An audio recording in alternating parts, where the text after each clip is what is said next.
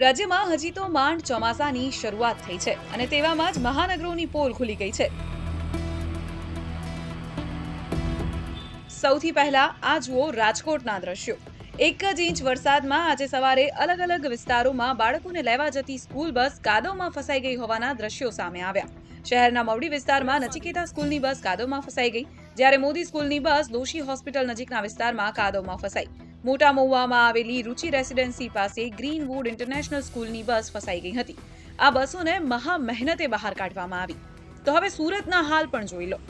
અડાજણ વિસ્તારમાં આજે એક રેતી ભરેલો ટ્રક પસાર થઈ ગયો હતો. આ દરમિયાન ટ્રક ચાલક ટ્રકને રિવર્સ કરી રહ્યો હતો અને ટ્રકનું ટાયર રસ્તામાં 3 ફૂટ સુધી અંદર ધસી ગયું. એકાએક જ બનેલી આ ઘટનાને લઈને ટ્રક ડ્રાઈવરનો જીવ તાળવે ચોંટી ગયો હતો.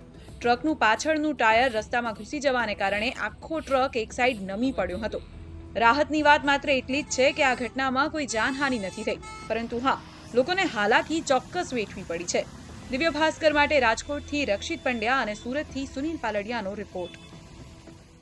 શેર એન્ડ ડાઉનલોડ કરો દિવ્ય ભાસ્કર એપ.